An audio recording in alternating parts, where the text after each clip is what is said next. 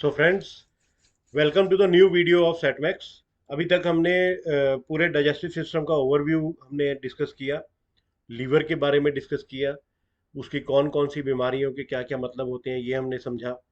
अब हम बात करते हैं अपने सेटमैक्स ब्रांड की, कि अपना सेटमैक्स इसमें क्या है और कितने वेरिएंट्स हैं, कैसे काम करता है, इसमें क्या इंग्रेडिएंट्स हैं।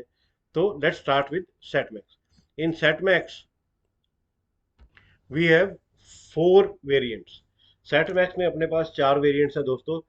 हमारे पास सेटमैक्स इन्फ्यूजन है, कैप्सूल है, सेटमैक्स सस्पेंशन 100 ml और 200 ml की पैकिंग में, and fourth is Hepa 20 tablets. ये चार अपने पास।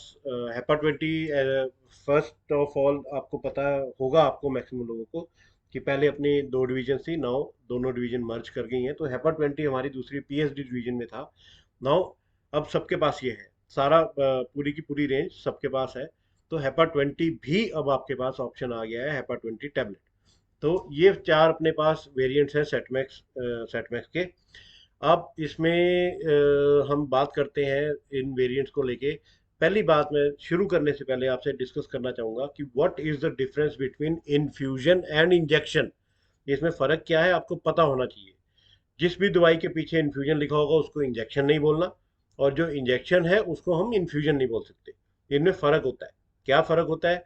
आप कभी हॉस्पिटल में गए होगे, आपने देखा होगा पेशेंट बेहोश है या सो रहा है, तो उसके साइड में एक प्लास्टिक की बोतल लटक रही होती है, उसकी वेन में जा रही होती है सुई के थ्रू ड्रॉप ड्रॉप करके। दैट बॉटल के अंदर कुछ भी हो सकता है। NaCl सोडियम क्लोराइड हो सकता है, ग्लूकोज हो सकता है, कोई एंटीबायोटिक हो सकती है बड़ी 500 ml, कुछ भी हो सकता है। नो, उस बॉटल के अंदर क्या होता है उनको बोलते हैं हम इन्फ्यूजन फ्लूइड्स, कि इन्फ्यूजन के द्वारा डाले जाने वाली पदार्थ, तरल पदार्थ, फ्लूइड्स। अब आपने देखा होगा कि पेशेंट सो रहा है और नर्स आके उस प्लास्टिक की बोतल में ही 3-4 इंजेक्शन डाल देती है, और वो ड्रॉप ड्रॉप करके पेशेंट के अंदर जाता रहता है। That is known as infusion. Injection और इन्फ्यूजन में फ़र्क क्या है? देखिए, इंजेक्शन क्या है, डॉक्टर ने सिरिंज में दवाई भरी, नीडल वाली सिरिंज में, और वो नीडल को जिस भी पोर्शन में घुसाएगा, मान लीजिए डॉक्टर ने उस नीडल को मसल में घुसा दिया, that will be known as intra muscular injection. अगर वेन में घुसाता है that will be known as intravenous injection. अगर वो आर्टरी में नीडल घुसा के दवाई डालता है that is intra arterial injection. अगर स्किन उठा के थोड़ी सी दवाई डालता है, सुई लगाता है स्किन के नीचे, that will be subcutaneous injection. So these are all different routes of administration. तो इंजेक्शन का मतलब हुआ सिरिंज में दवाई भरी और कहीं पे भी, चाहे मसल में, चाहे वेन में, चाहे सबक्यूटेनियस, इंजेक्ट कर दिया डॉक्टर ने सिरिंज के थ्रू। उसने पूरी सिरिंज खाली कर दी और सुई को बाहर निकाला, और दैट इज इंजेक्शन। इन्फ्यूजन दोस्तों सीधा पेशेंट में नहीं लगाया जाता। इन्फ्यूजन लगाया जाता है उस इन्फ्यूजन फ्लूइड में, बोतल में लगाया जाता है ये, ताकि वो जो दवाई बोतल जो है वो 2-3 घंटे में ख़त्म होती है। तो इन्फ्यूजन जितनी भी मेडिसिन होती हैं उनका पर्पज़ यही होता है कि बहुत धीरे धीरे ब्लड में जाए। तो अब डॉक्टर 2 घंटे तो बैठा नहीं रह सकता ना इंजेक्शन पकड़ के कि 2 घंटे में इसको डालना है। तो जिन दवाइयों को बहुत धीरे धीरे ब्लड में जाना चाहिए उनको डाला जाता है इन्फ्यूजन में। तो those medicine are known as infusion. अपना सेटमैक्स इन्फ्यूजन है, इसको इंजेक्शन मत बोलिएगा। And we also have capsule, suspension and Hepa 20 tablets. Start करते हैं सेटमैक्स इन्फ्यूजन के। This is the composition of Setmax infusion. L ornithine L aspartate 5 gram पर 10 ml। This is the composition, ऐसे ही बोलनी है, 5 ग्राम पर 10 ml भी बोलना है। L ornithine L aspartate 5 gram पर 10 ml। तो ये इसकी कॉम्पोजिशन है सेटमैक्स इन्फ्यूजन की। अगर कॉम्पोजिशन बात करें सस्पेंशन की, तो सस्पेंशन में भी हमने ऑर्निथीन एस्पार्टेट डाला है 150 मिलीग्राम। देखिए, इन्फ्यूजन में ग्राम में है, बहुत ज़्यादा क्वांटिटी है। सस्पेंशन में मिलीग्राम में 150 मिलीग्राम, बहुत कम क्वांटिटी है। तो हमारे सस्पेंशन की क्या कॉम्पोजिशन है? मेन इसमें 4 इंग्रेडिएंट्स मेन है। Ornithine aspartate 150 milligram, silymarin 35 mg, tricholine citrate 275 mg, and vitamin B complex. This is the composition of Setmax suspension.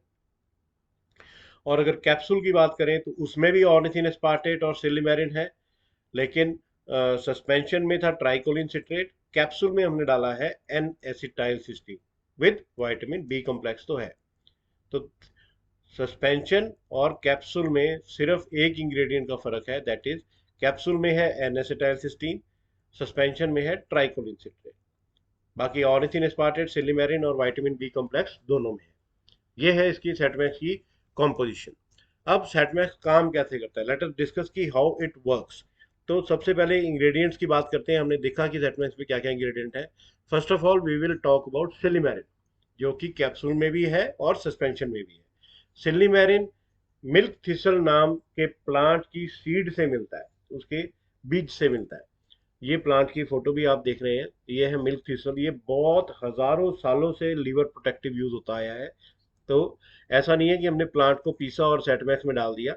Plants में से फाइटोकेमिकल्स एक्सट्रैक्ट होते हैं। उन फाइटोकेमिकल्स में भी बहुत सारे आइसोमर्स होते हैं, और सबसे पोटेंट आइसोमर सिलिमेरिन का होता है सिलिबिन। तो अपने सेटमैक्स में हमने सिर्फ सिलिबिन यूज किया है। तो बहुत ही पोटेंट आइसोमर यूज किया है सिलिमेरिन का। अब ये काम क्या करता है? सिलिमेरिन एनहांस करता है, बढ़ाता है ग्लूटाथायोन की मात्रा को। What is glutathione? It is a master antioxidant of our body. हमारी बॉडी में खुद ब खुद बनने वाला एंटीऑक्सीडेंट। एंटीऑक्सीडेंट्स क्या होते हैं? जो फ्री रेडिकल्स को मारते हैं। फ्री रेडिकल्स हमारे मेटाबॉलिज्म के बाय प्रोडक्ट हैं। तो जो कि हमारी हर सेल, जिस भी सेल के कांटेक्ट में आएंगे उससे एनर्जी छीन लेते हैं। इसलिए फ्री रेडिकल्स को मारना जरूरी होता है। तो वो मारता कौन है? एंटीऑक्सीडेंट्स। और कुछ हमारी बॉडी में ही एंटीऑक्सीडेंट्स बनते हैं ताकि फ्री रेडिकल्स जो बन रहे हैं उनको कम कर सके। Glutathione is the master antioxidant. Silymarin glutathione की मात्रा को बढ़ा देता है, बनना ज्यादा बनने लग पड़ता है ग्लूटाथायोन। तो जितना ज्यादा बनेगा उतने ज्यादा फ्री रेडिकल्स को मारेगा और हमारे लीवर को नुकसान होने से बचाएगा। क्योंकि वही फ्री रेडिकल्स अगर लीवर के साथ जाके जुड़ेंगे, लीवर के सेल के साथ, तो लीवर के सेल को नुकसान पहुंचाएंगे। इसलिए ये लीवर को डैमेज होने से बचाता है। और प्रोटीन सिंथेसिस करता है, इसलिए डैमेज्ड हिपैटोसाइट्स, डैमेज लीवर के सेल्स को रिपेयर भी करता है और नए हिपैटोसाइट्स बनाने में हेल्प भी करता है। तो this is the role of silymarin. अब नेक्स्ट बात करते हैं ऑर्निथिन एस्पार्टेट, जो कि तीनों में है, इन्फ्यूजन में भी, सस्पेंशन में भी, कैप्सूल में भी। ये ऑर्निथिन एस्पार्टेट होते क्या है दोस्तों? ये नेचुरल अमाइनो एसिड्स हैं। नेचुरल मतलब हमारी बॉडी में बनने वाले। अगर ये हमारी बॉडी में बनते हैं खुद ब खुद, तो हमें इनको बाहर से लेने की क्या ज़रूरत है? देखिए, दो तरह के अमाइनो एसिड्स होते हैं हमारी बॉडी में, essential and non essential. Essential मतलब ज़रूरी, मतलब उनको हमें डाइट में लेना ज़रूरी है, वो हमारी बॉडी नहीं बना सकती। तो अगर हम नहीं लेंगे तो कोई ना कोई बीमारी हो जाएगी। नॉन एसेंशियल मतलब नॉन ज़रूरी, अगर हम डाइट में ना भी लें तो चल जाएगा, क्योंकि हमारी बॉडी खुद ब खुद बनाती है। This ornithine and aspartate are non essential amino acid. हमारी बॉडी खुद ब खुद बनाती है, लेकिन जब लीवर खराब होता है तब ये बनना बंद हो जाते हैं, ये दो amino acid ornithine and aspartate. Okay, अगर बंद भी हो गए बनना तो ये काम क्या करते हैं, इससे हमें क्या फर्क पड़ता है? अगर ये नहीं बनते, लीवर खराब है और ये बनना बंद हो गए, उससे इफेक्ट क्या आएगा हमारी बॉडी में? दोस्तों, ऑर्निथीन और एस्पार्टेट का काम होता है यूरिया साइकिल में। कैसे? मैंने आपको बताया था कि जब स्मॉल इंटेस्टाइन में प्रोटीन्स डाइजेस्ट होते हैं तो अमोनिया निकलता है। अमोनिया को लीवर यूरिया में कन्वर्ट करके यूरिन के थ्रू बॉडी से बाहर फेंक देता है। तो ये जो लीवर अमोनिया को यूरिया में कन्वर्ट करता है, वो कैसे करता है? इस यूरिया साइकिल। इस तरह से लीवर जो है वो अमोनिया को यूरिया में कन्वर्ट करके बॉडी से बाहर फेंकता है। ये देखिए, यहाँ पे अमोनिया जो कि इंटेस्टाइन में प्रोटीन की डाइजेशन से निकली, ये अमोनिया आई, ये कार्बोमोइल फॉस्फेट में कन्वर्ट होकर सिट्रोलिन, ये सारे स्टेप्स हैं यूरिया साइकिल के। अब ये साइकिल चलता रहता है। अब देखिए, इस पूरे साइकिल में और एंड में आके ये देखिए, यहाँ पे इसने यूरिया में कन्वर्ट कर दिया। तो जो हमने एक सेंटेंस बोला कि liver converts ammonia into urea, तो वो अमोनिया, ये रहा अमोनिया और ये रहा यूरिया, वो अमोनिया यूरिया में कन्वर्ट इस तरह से होता है, और इसको बोलते हैं यूरिया साइकिल। ये चलता रहता है, ये कंटिन्यूस होता है कि हम खाना खाते रहेंगे, प्रोटीन डाइजेस्ट होती रहेगी, अमोनिया बनती रहेगी, लीवर उसको यूरिया में कन्वर्ट करता रहेगा और यूरिन से बाहर फेंकता रहेगा। तो ये यूरिया साइकिल के थ्रू लीवर करता है, ये लीवर के अंदर ऐसे अमोनिया यूरिया में कन्वर्ट होता है। अब इस पूरे साइकिल में देखिए, ये रहा एस्पार्टेट और ये रहा ornithine. These are the amino acids that take place, मतलब that has a major place in urea cycle.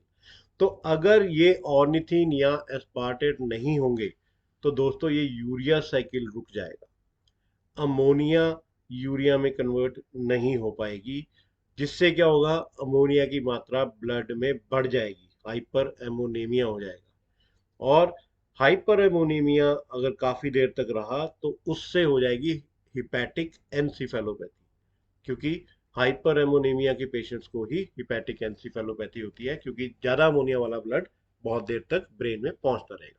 तो ये है ऑर्निथिन एस्पार्टेट का रोल। इसको बोलते हैं यूरियोजेनेसिस, यूरिया का बनना, कि अमोनिया से यूरिया यूरिया के बनने में मदद करता है ये ऑर्निथिन और एस्पार्टेट अमाइनो एसिड्स। ये रोल है ऑर्निथिन और एस्पार्टेट का सेटमैक्स। देन हमने सस्पेंशन में डाला है tricholine citrate. Simple Colin molecule है, इसमें 3 कोलिन मॉलिक्यूल्स होते हैं। ये सिंपल फैट्स की ब्रेकडाउन में हेल्प करते हैं और फैट्स को लीवर से दूर भगाते हैं। अगर इन्होंने फैट्स को लीवर से दूर भगा दिया तो फैटी लीवर ही नहीं होगा। फैटी लीवर फर्स्ट स्टेज, अगर फर्स्ट स्टेज ही नहीं हो गई तो सेकंड भी नहीं होगी, थर्ड भी नहीं होगी। तो ये लीवर को नुकसान होने से या लीवर को खराब होने से बचाता है ट्राइकोलिन सिट्रेट, क्योंकि ये फैट्स को लीवर से दूर भगा देता है या उनको लेसिथिन नाम की चीज में कन्वर्ट कर देता है, जो कि हमारे सेल वॉल के लिए बहुत इंपॉर्टेंट होती है। तो फैट्स को यूजफुल बना देता है और लीवर से दूर भगाता है tricholine citrate. Then N acetylcysteine, यहाँ पे आगे एन एसिटाइलसिस्टीन जो है ये भी ग्लूटाथियोन की मात्रा को बढ़ाता है, एंटीऑक्सीडेंट काम करता है, और साथ में ये हिपैटिक स्टिलेट सेल, वही सेल जो हमने डिस्कस किए थे जिनमें फैट डिपोजिशन होना स्टार्ट होता है, ये हिपैटिक स्टिलेट सेल की मल्टीप्लिकेशन को रोकता है, इसलिए फैटी लीवर होने से बचाता है। तो जो फैटी लीवर होने से बचाएगा तो लीवर को खराब होने से बचाएगा। So that was all the ingredients of Set Max. अगर टारगेट डॉक्टर देखें तो सेटमैक्स सस्पेंशन सबको आप प्रमोट कर सकते हो, physician, GP, surgeon, even paediatrician, because it is available in mango flavour. And Setmax capsule all physician, GP, surgeon, infusion physician और surgeon का प्रोडक्ट है। ये आपके टारगेट डॉक्टर्स रहेंगे सेटमैक्स ब्रांड के लिए। और इंडिकेशंस, सस्पेंशन और कैप्सूल की जनरल इंडिकेशन है, because they are general liver tonic, और इन्फ्यूजन की इंडिकेशन डिफरेंट है, आपस में मिक्स नहीं होनी चाहिए। उसका रीजन है, इन्फ्यूजन में है थेराप्यूटिक डोज, थेराप्यूटिक मतलब इलाज करने वाली डोज ऑर्निथिन एस्पार्टेट की। सस्पेंशन और कैप्सूल में है एडजुवेंट डोज या लीवर टॉनिक, ये काम करता है जनरल लीवर टॉनिक। सस्पेंशन और कैप्सूल की इंडिकेशन है जॉन्डिस, एनोरेक्सिया, एनोरेक्सिया मतलब बच्चों में भूख ना लगना, पुअर एपेटाइट, खाना खाने का दिल नहीं करता, hepatitis, alcoholic non alcoholic fatty liver disease, and drug induced hepatotoxicity. And Setmax infusion की इंडिकेशंस मेन 4 हैं, liver cirrhosis, hyper ammonemia, hepatic encephalopathy and acute liver failure. Dosage, suspension 2 teaspoon twice और thrice a day, 2 बार या 3 बार ले लेंगे, कोई overdose होने का चांस नहीं है। सेटमैक्स कैप्सूल की भी नॉर्मल डोज है, 1 से 2 कैप्सूल दिन में ले सकते हैं, लेकिन इंपॉर्टेंट इज सेटमैक्स इन्फ्यूजन की dose. In normal hyper ammonemia patient, normal patient मतलब जिनका अमोनिया लेवल ज़्यादा है ब्लड में, हाइपर अमोनीमिया के पेशेंट जो है, डॉक्टर उनको अप टू 4 एम्प्यूल्स डेली दे सकते हैं। मतलब एक एम्प्यूल में अपने 5 ग्राम है ऑर्निथिन एस्पार्टेट, तो 20 ग्राम तक एक दिन में दे सकते हैं। लेकिन अगर पेशेंट का अमोनिया लेवल इतना ज़्यादा है कि वो कोमा में जा चुका है या कोमा में जाने वाला है, जिसको हम बोलते हैं प्री कोमा पेशेंट या कोमाटोस पेशेंट, उनको अप टू 8 एम्प्यूल्स दिए जा सकते हैं 24 घंटे में। मतलब कि 40 ग्राम्स तक एक दिन में पेशेंट, कोमाटोज या प्री कोमा पेशेंट को दे सकता है डॉक्टर एक दिन में। And most important is maximum infusion rate is 5 gram per hour. हमारा सेटमैक्स इन्फ्यूजन 10 ml का है, वो 10 ml 1 घंटे में जाना चाहिए कम से कम पेशेंट में। 1 घंटे से पहले नहीं, ये नहीं कि 10 मिनट में ही खत्म कर दिया डॉक्टर ने ना। Minimum 1 our is required for one Set Max 5 gram infusion. Packing and MRP: 100 ml syrup is 141.90, 200 ml is of rupees 278.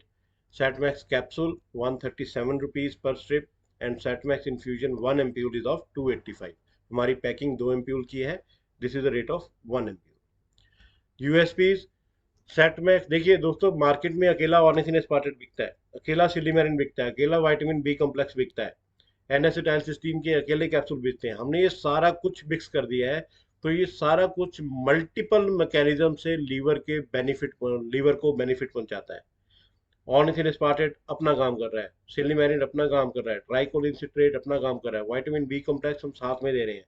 तो ये पेशेंट को 4 दवाइयों की बजाय एक ही दवाई से काम चल जाता है.